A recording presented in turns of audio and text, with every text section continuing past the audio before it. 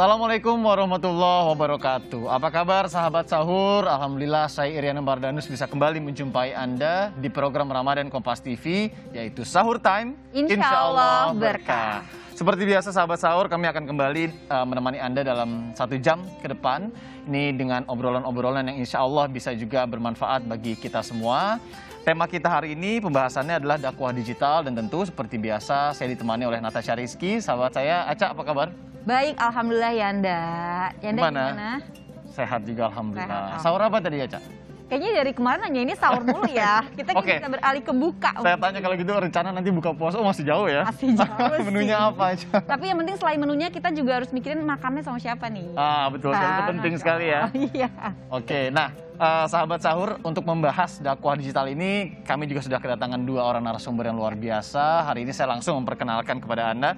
Yang pertama ada Ustadz Halafidz Kurniawan, ini yang duduk di sebelah saya sebagai juga redaktur NU Online ya Ustadz. Betul. Ya? Assalamualaikum Ustadz, apa kabar? Waalaikumsalam, alhamdulillah baik. Salam sehat selalu Ustadz ya. Alhamdulillah. Nah, untuk yang di sebelah Aca silakan. Ya, di sebelah Aceh sudah ada Gus Anam sebagai Kepala Program Studi Ahwal Syahsiyah Universitas Nahdlatul Ulama Indonesia. Masya Allah. Ya. Assalamualaikum Gus. Waalaikumsalam warahmatullahi wabarakatuh. Masya Allah, sehat Gus? Alhamdulillah. Alhamdulillah. Kita semua pokoknya harus ya. semangat dan Hari salam sehat semangat terus ya, nih. walaupun masih dikukung oleh pandemi COVID-19 Iya, ya Ca ya. betul. Nah, kita langsung mulai saja sahabat sahur. Ini pembahasan terkait dakwah digital ini menjadi menarik juga karena sangat relate dengan Kehidupan sehari-hari sekarang kehidupan ya. sehari-hari sekarang, dan juga sekarang kan banyak juga yang menggunakan teknologi Dan gitu ya. sulit bertatap muka saat ini ya.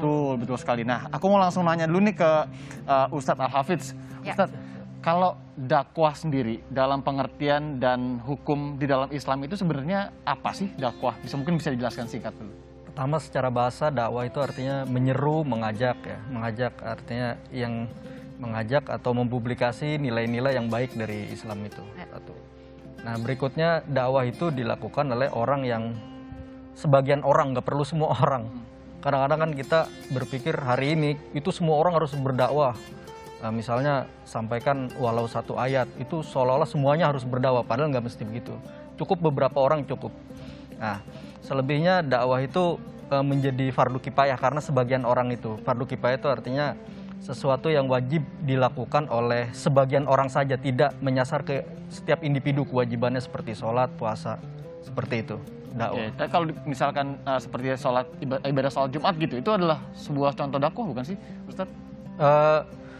Ibadah sholat Jumat itu Kan ada khotbah Jumat. khotbah Jumat. Itu bagian dari dakwah juga. Pada prinsipnya kalau dakwah itu berkaitan dengan fardu kifayah, maka dia kewajibannya tidak ada batasan waktu. Oke. Seperti kewajiban fardu ain yang memang ditentukan waktunya. Puasa, sholat itu ada waktunya. Tapi kalau fardu kifayah itu tidak. Misalnya contohnya antara dakwah.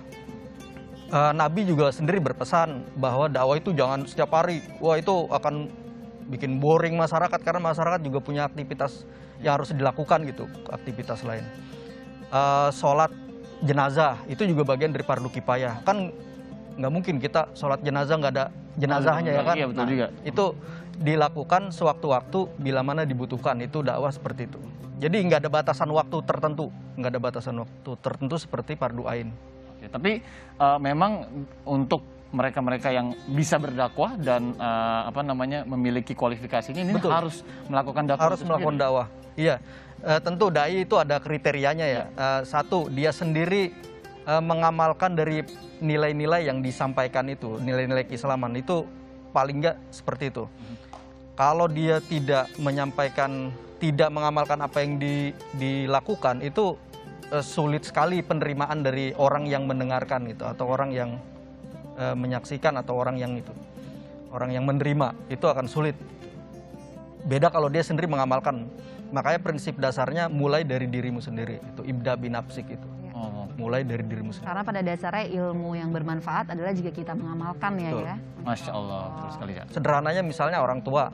Kalau misalnya orang tua meminta anaknya, memerintahkan anaknya, mengajak anaknya untuk belajar, tapi orang tuanya sibukan gadgetan aja, itu gimana kira-kira anak? Dia akan melakukan resistensi atau penolakan kan, kira-kira begitu. Oke. Ya, ini Masya Allah ya. Masya Allah. Jadi kita juga tahu definisi jelasnya berdakwah itu seperti apa gitu. Jadi tidak hanya menyampaikan aja, tapi kita juga harus punya ilmunya ya, Betul. Ustadz ya. Ya, ini mungkin Aca beralih ke Gus juga nih. Gus Anam, ini kan fenomena dakwah digital ini sudah melebar kemana-mana ya. Dan sebenarnya ada nggak sih pembeda teknik penyampaiannya di antara dakwah digital dengan dakwah bertatap muka nih? Mohon izin, silakan Gus Anam. Ya baik, sebenarnya sama, materi dakwahnya sama, kemudian audiennya juga sama sebenarnya. Sekarang semua orang memegang smartphone ya, Ya. yang beda hanya medianya saja.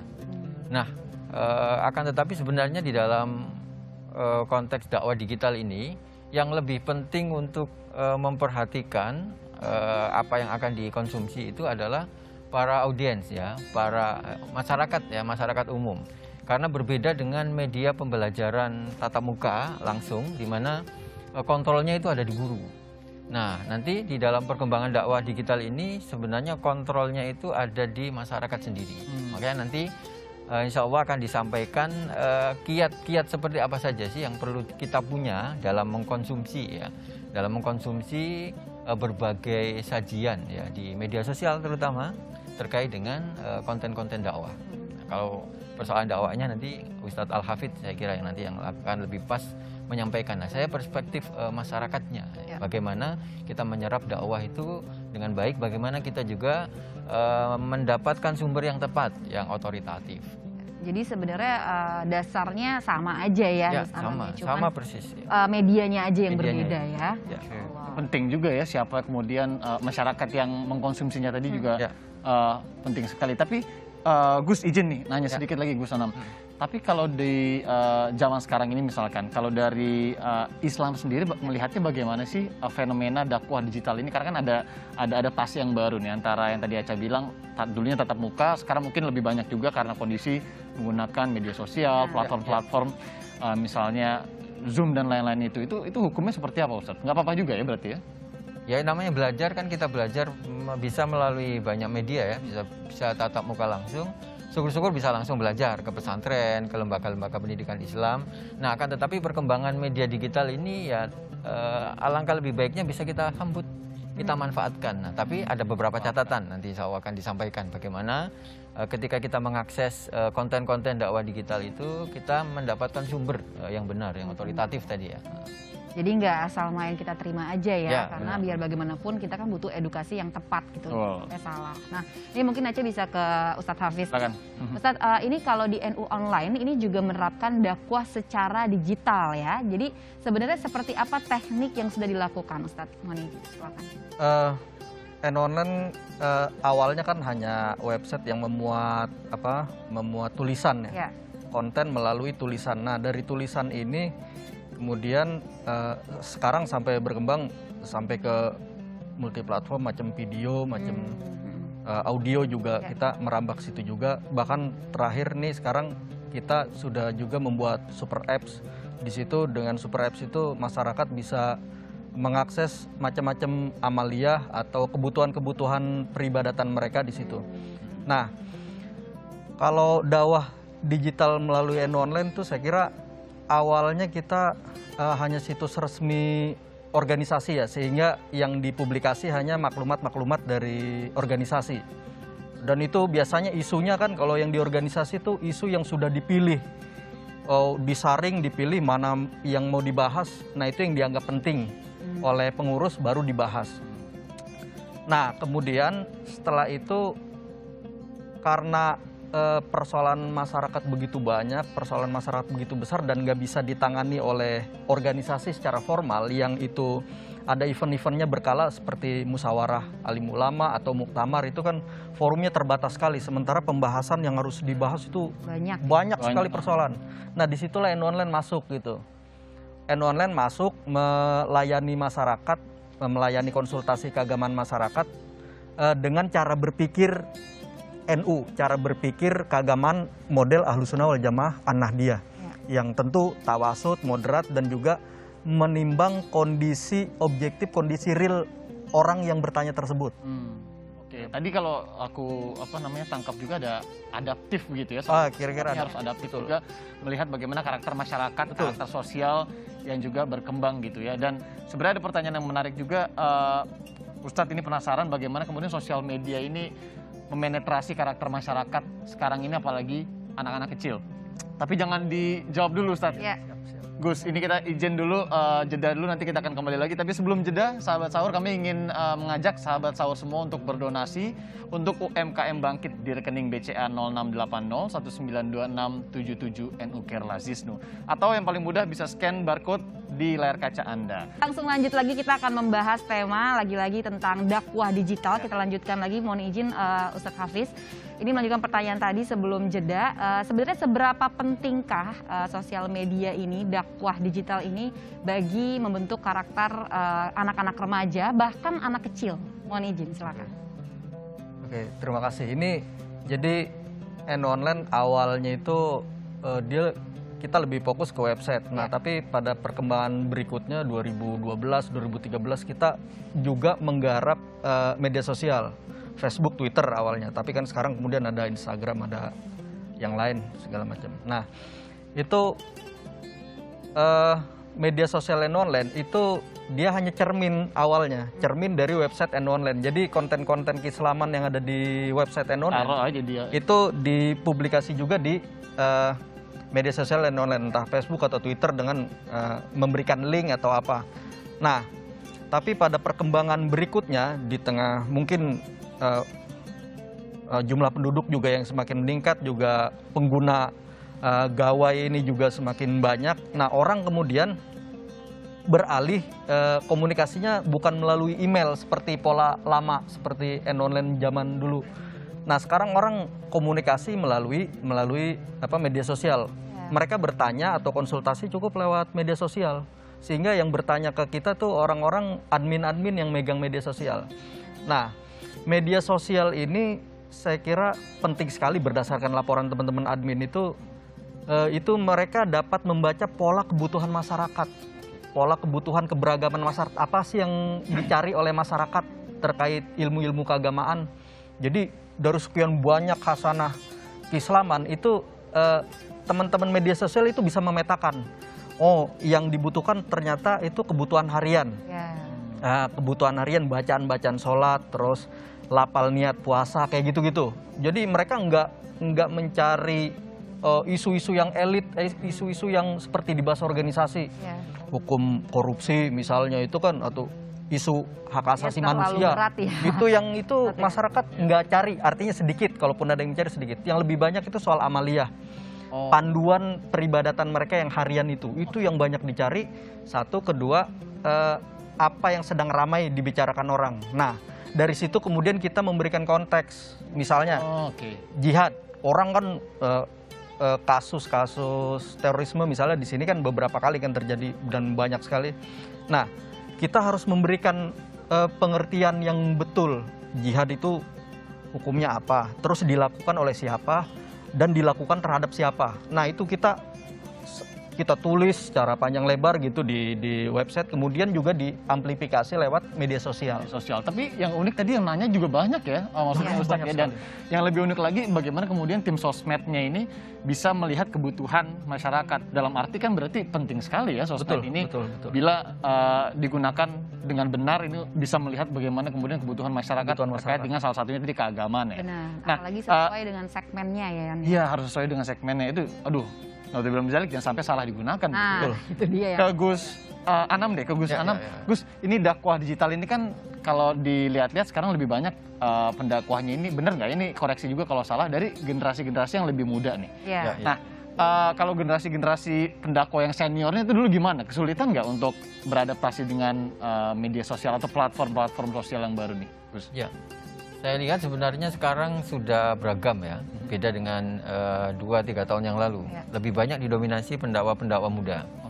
Nah, hari ini saya lihat alhamdulillah banyak ustadz-ustadz, kiai-kiai senior yang ikut berdakwah di media digital karena memang difasilitasi ya. Termasuk para pengasuh pesantren juga saya lihat banyak yang ikut berdakwah. Jadi dakwah digital hari-hari ini saya lihat sangat semarak. Nah, tapi saya ingin menyampaikan catatan ya, sebut saja ini sebagai kiat ya, belajar Islam di media digital. Ya. Sedikitnya paling tidak saya catat tiga hal yang perlu diperhatikan. Yang pertama, dipastikan bahwa sumbernya otoritatif. Ya, tadi disebutkan misalnya NU Online, kemudian ada website Ormas Islam Muhammadiyah, kemudian MUI, kemudian dari pesantren-pesantren juga sudah banyak sekarang menyampaikan dakwah lewat media digital. Jadi pertama, dipastikan bahwa sumbernya otoritatif. Karena kalau kita langsung melihat siapa yang menyampaikan, itu belum tentu itu benar ya, bisa jadi hoax ya. Karena banyak sekali ya Gus ya? Ya, saya juga sering menyayangkan ada pernyataan atas nama ustadz atau kiai tertentu, tapi ternyata hoax. Dan diedit-edit kadang suka Ya, gitu loh benar, Gus. benar. Jadi nggak full gitu ditayangkan videonya. Benar, maka pertama kali sumbernya otoritatif. Kemudian yang kedua yang perlu dicatat, menurut saya kalau untuk masyarakat umum yang tidak sedang di dalam masa kajian atau ingin membandingkan antar satu hukum dengan hukum yang lain, menurut saya tidak perlu mencari banyak perbandingan. Ya. Karena sebagian besar persoalan agama, apalagi terkait fikih tadi disampaikan oleh Ustadz Hafidh, sebagiannya adalah khilafiyah istilahnya. Mungkin ada perbedaan pendapat. Iya. Jadi bagi kita nih masyarakat awam yang ingin belajar agama, cukup dipastikan bahwa sumbernya tepat, otoritatif, sudah cukup. Nah kadang-kadang kan enggak, ya kadang-kadang sebagian masyarakat itu mengkonsumsi satu media untuk beradu berdebat dengan teman-temannya. Ini menurut saya nggak perlu, karena agama itu bukan untuk bahan perdebatan. Nah yang ketiga yang penting menurut saya dalam konteks dakwah digital ini untuk masyarakat ya, dalam konteks ini untuk masyarakat, karena seperti saya sampaikan tadi, belajar Islam lewat sarana digital itu kontrolnya ada di yang belajar itu ya, bukan di gurunya. Karena gurunya nggak mungkin bisa ngontrol ya, karena beda dengan forum tatap muka. Jadi kontrolnya platformnya media sosial tadi. Ada di masyarakat. Nah yang ketiga yang perlu saya sampaikan, kalau memang kita ingin memanfaatkan media digital ini untuk belajar Islam, kita harus menyimak dari A sampai Z. Syukur-syukur bisa memilih kajian yang mengkaji kitab ya, dari A sampai Z. Jadi bukan sepotong ya. Nah hari ini sebenarnya kita dimanjakan dengan sosial media. Ya, jadi kita nggak sempat searching. Dulu kita masih sempat searching, Ustaz. Jadi kalau ada kebutuhan apa kita searching. Kemudian kan dipastikan sumbernya sama. Kemudian sumbernya otoritatif. Kemudian berurutan dari A sampai Z. Nah hari ini hampir kita tidak sempat searching sendiri karena udah beredar banyak di media sosial. Banyak banget. Iya. Nah makanya 3 catatan itu saya kira penting. Jadi saya ulang, paling nggak sumbernya otoritatif. Kemudian kita nggak usah terjebak perdebatan pendapat itu karena bukan ahli kita. Kemudian yang ketiga, kalau kita ingin mengkaji sesuatu diharapkan tuntas, benar, dari A sampai Z. Jadi tidak sepotong-sepotong begitu. Ya. Nah, Gus, ini menarik ya. Berarti kan semua tuh tetap harus dipikirkan adab-adabnya juga gitu bagi kita sebagai masyarakat gitu yang menerima dakwah tersebut. Tapi ini kan juga mungkin ini juga pembelajaran juga buat Aca juga terutama karena juga sebagai masyarakat yang menerima dakwah. Sekarang banyak banget semua orang bisa dakwah. Sementara tadi kan juga Ustadz Hafidh sudah mengatakan tidak semua orang itu bisa mendakwahkan sesuatu gitu, apalagi kalau sampai sumbernya salah. Nah, ini apakah bisa disebut sebagai riya atau malah jadi sesuatu yang tidak kita kuasai tapi kita posting sementara itu akan dipertanggungjawabkan nantinya.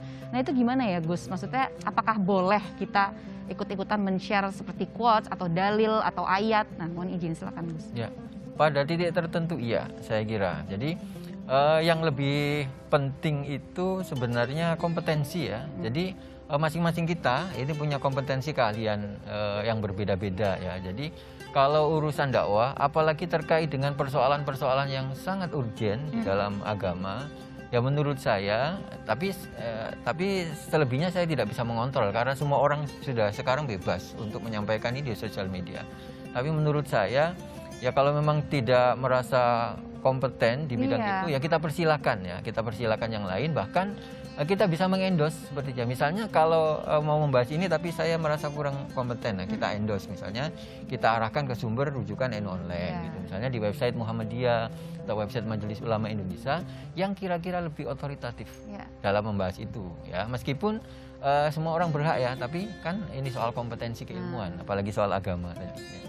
Iya, soalnya ini nih yang bahaya ya, kita Iya. ngepost tapi kan Polmu itu harimau ya. iya, Nah, iya, jadi bener. kadang-kadang kita ngepost tapi kita sendiri belum mengamalkan nih. Nah, ini kan nanti diuji jadinya ya omongan Kayak kita. karena kelihatannya kayak keren nih kalau di post di sosial media. Iya. Wah gitu dalilnya ini. Padahal kita juga sebenarnya Subhanallah. ya udah asal baca aja gitu Iya, kan. nah itu tuh. Bisa Nah. jadi malah belum baca dia. Bisa jadi belum baca Jadi malah. nge-share aja Bahaya. niatnya juga udah beda untuk Karena ujian banyak yang manusia. nge-share gitu kan Nah, ikutan, ujian Masya Allah. mendalik Ntar itu ya. kita bahas juga deh ya setelah jeda sama Gus Anam dan juga Ustadz Al-Hafiz yang mengenai jempolmu harimau juga hati-hati. Tapi sahabat sahur, sebelum jeda kami juga mau mengingatkan Anda, ini tidak hanya Aca dan Yanda yang akan bertanya ke guru-guru kita di studio, tapi Anda bisa juga bertanya melalui media sosial lah gitu ya, media Iya, sosial dari @sahurtime Kompas TV. Langsung aja kirim pertanyaannya ke sana bisa via DM ataupun via komen. Kita masih membahas sahabat sahur ini terkait dengan dakwah digital. Ada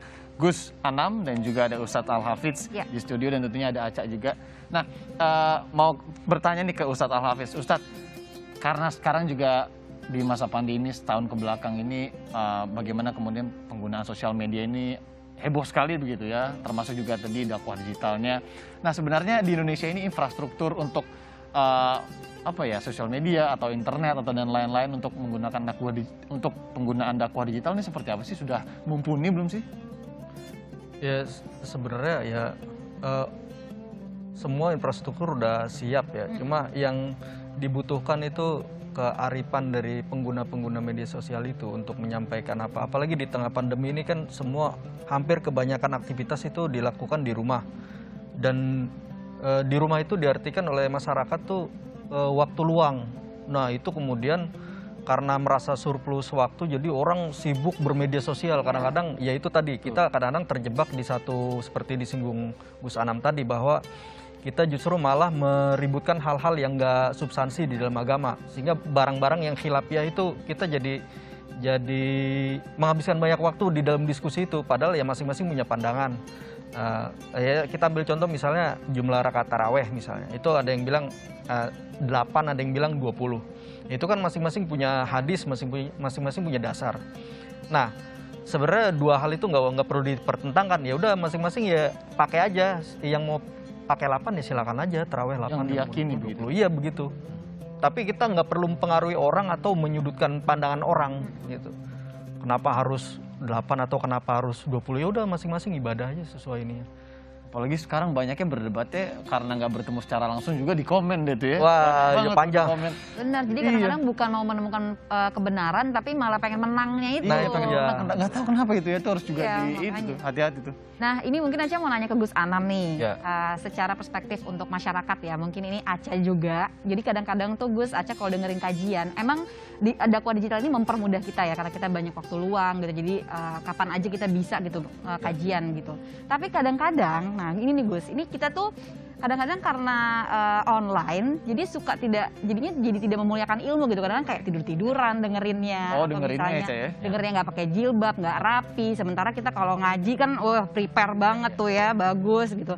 Tapi giran di rumah tidur, kadang-kadang maaf banget ya Gus, kadang suka ngantuk. Aduh ya gue ngantuk nih gitu. Nah itu gimana ya Gus? Maksudnya hukumnya gitu dalam berilmu, maksudnya mengaji tapi secara online tidak bertatap muka, tapi kayak gitu. Nah mohon izin. Satu sisi kalau kita menyimak dakwah sambil tiduran tuh ada baiknya juga sih ya, daripada menonton film-film yang nggak jelas ya, Iya. sebelum tidur. Nah, Alhamdulillah. barangkali nanti kita nanti dapat hidayah gitu ya, misalnya pas ketika terbawa tidur. Akan tapi perlu diingatkan begini, jadi di dalam belajar, baik di media online maupun tatap muka langsung kan memang ada adabnya, benar tadi Iya, Mbak Aca tadi. Allah ya. Ada adabnya, jadi kalau kita memang niat ingin belajar agama, ya tata cara belajar agama kita ikutin. Dari mulai yang paling minim, ya kita dalam hal berbusana, kita pakaian yang sopan, seakan-akan kita sedang berhadapan dengan ustadznya. Nah, jadi tidak sembunyi-sembunyi gitu ya. Jadi kita seakan-akan berhadapan. Ini juga terkait dengan keberkahan ya. Masya Allah. Saya kira juga anak-anak sekolah juga begitu. Saya juga sering mengingatkan anak saya, misalnya sedang belajar online nih, nggak boleh sambil tidur-tiduran di kasur, nggak boleh. Tetap di meja, memakai baju seragam.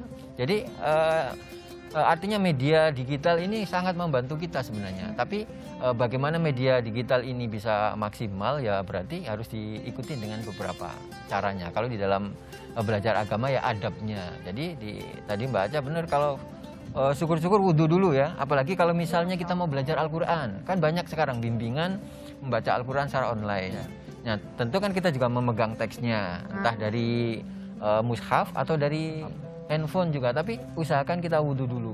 Ya, ini juga terkait dengan keberkahan. Kita wudhu dulu, pakai pakaian yang rapi, insya Allah transfer ilmunya, transfer ilmu agamanya akan lebih baik dan lebih berkah. Karena terkait dengan konsentrasi dan fokus juga, saya kira. Jadi ada baiknya kita juga beradab dalam berilmu. Nah, benar. Kata Gus Anam. Jadi supaya mendapatkan keberkahan. Gitu. Jadi bukan hanya ilmunya aja. Nanti kadang kalau kita cuma nerima ilmunya aja, kadang suka lupa gitu. Jadi nggak ada keberkahan di dalamnya. Nah, tapi Gus nih mohon izin. Kalau misalnya tadi menarik kata Gus Anam, kita belajar ngaji secara online.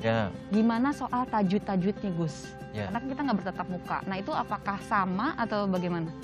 Kalau untuk urusan tajwid, saya sarankan memang tetap ada sesi tatap muka dengan guru langsung kan, dengan protokol kesehatan tetap ya.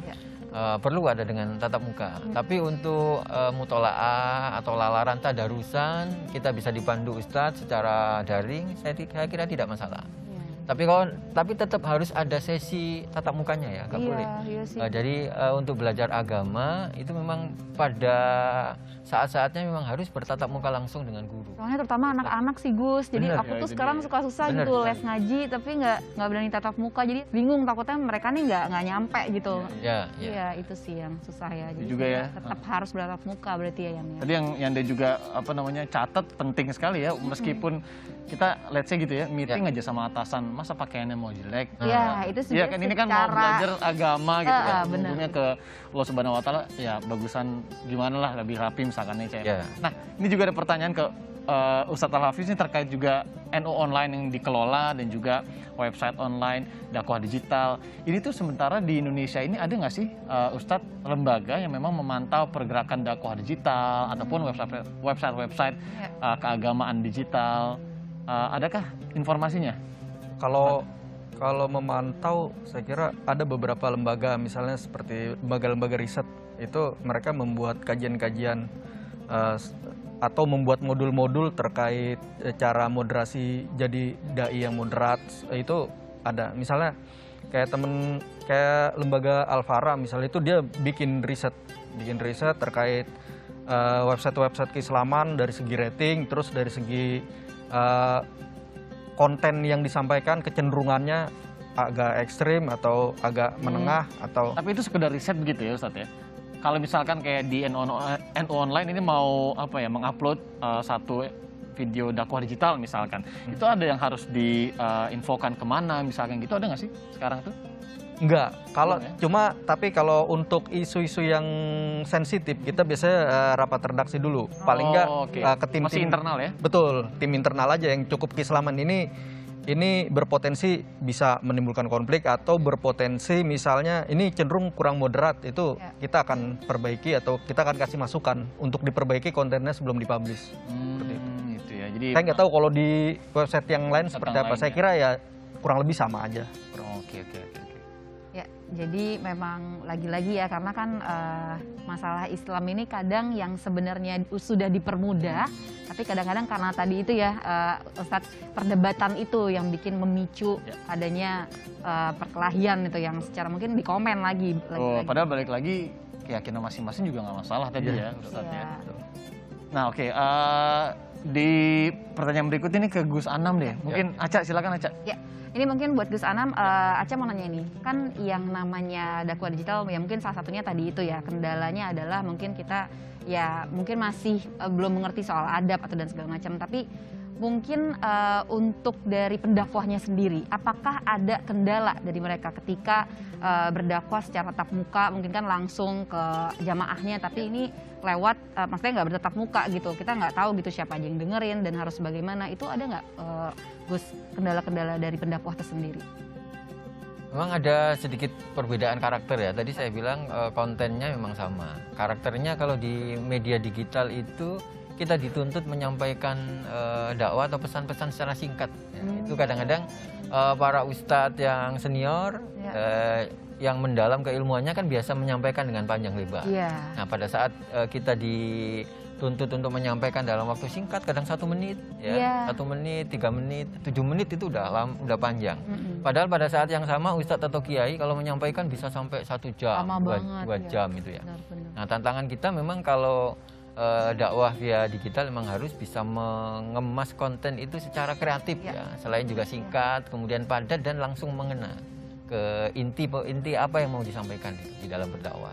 Ya, tapi Masya Allah ya, tadi kata Gus Anam juga, jadi benar-benar bagaimana kita bisa membuat ini sekreatif mungkin, karena sekarang udah ada banyak juga platform-platform seperti kayak bikin quotes-quotes gitu loh Ustadz, gitu, yang isinya dalil-dalil, ayat-ayat tuh Masya Allah. Jadi yang mungkin tadinya nggak mau belajar agama jadi tertarik juga ya. gitu, benar, Masya Allah. Ya. Ini masih seru banget ya, dan mungkin untuk sahabat sahur di rumah juga bisa ikut bertanya, tenang aja, bukan Yanda sama Aca aja nih ya, pada guru-guru kita semuanya. Sahabat sahur masih punya waktu untuk segera mengirimkan pertanyaannya sekali lagi ke Instagram @sahurtimekompastv. Yanda bacain pertanyaan pertama ini untuk Gus Anam dulu ya. Gus Anam, bagaimana cara menyaring konten dakwah digital dari tema radikal atau terorisme, dan bagaimana ini sebagai warga juga mungkin ya, Yanda misalnya mau nonton juga dakwah digital, batasan-batasannya yang harus Yanda tahu tuh apa sih, pendakwahnya misalnya, atau kayak ada cara dakwahnya dan lain-lain. Silakan Gus. Ya. Pertama, kalau ada konten dakwah, entah dari manapun ya, dari ustadz atau dari tokoh agama apapun juga bisa khilaf ya.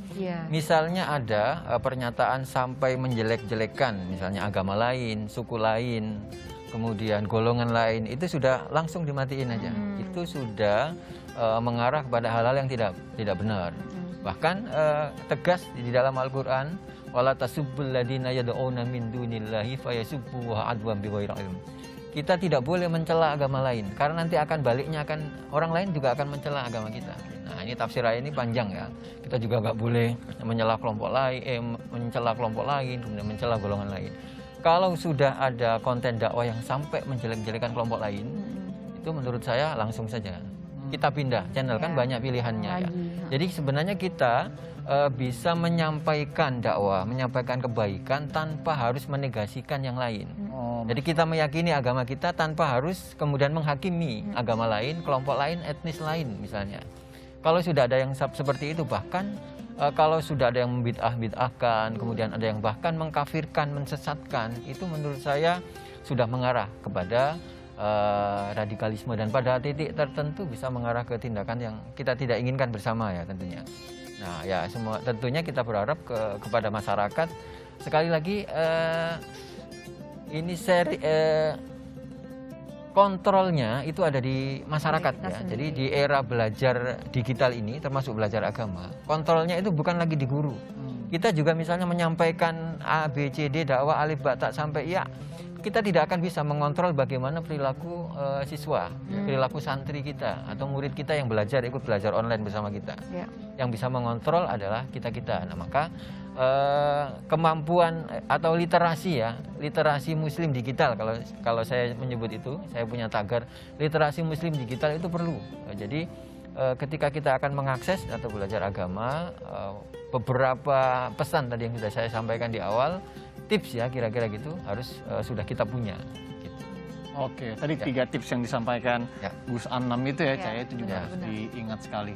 Jadi kalau sudah mulai mencela suatu kaum nih ya, nah itu udah langsung ganti channel, karena udah banyak banget ya pendakwa-pendakwa. Secara sederhana juga kita bisa ini ya, sebenarnya melihat bahwa oh ini sudah menjelekan, langsung ganti. Sebenarnya mudah sih, maksudnya itu pintar-pintar kitanya aja gitu, sebagai masyarakat menilainya ya Ustaz. Allah, sahabat sahur semua juga bisa mencermati itu ya. Iya benar. Nah ini lanjut nih ya, untuk Ustadz Al-Hafiz nih. Jadi adakah sekolah atau institusi yang membuka kelas private untuk bisa berdakwah di sosial media? Nah, mohon izin silakan Ustadz.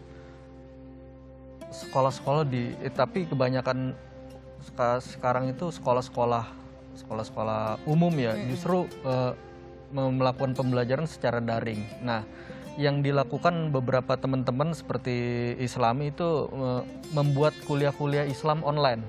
Jadi menyiapkan konten-konten direkam gitu, terkait pelajaran-pelajaran dasar, terkait akidah, terkait syariat, terkait juga kerohanian, tasawuf, itu juga di ihsan bahasanya. Itu ditulis sedemikian rupa untuk konsumsi segmennya orang-orang pemula gitu. Kemudian nanti dicari modelnya, kemudian disebarkan secara online. Kementerian Agama juga sudah memulai itu. Jadi kitab apa dikaji itu cuma dipotong-potong, nggak sekaligus kayak orang-orang pondok pesantren itu satu kitab itu panjang sekali, enggak, tapi dibikin per bab. Jadi sedikit-sedikit 7 menit. Jadi 5 menit. quote-unquote dalam tanda kutip tidak membosankan misalnya. Tidak membosankan, betul. Menarik sekali. Wah, Masya Allah ya. Jadi biar kitanya juga semakin banyak semangatnya nih gitu. Karena kan memang pemahaman setiap masyarakat berbeda-beda soalnya ya.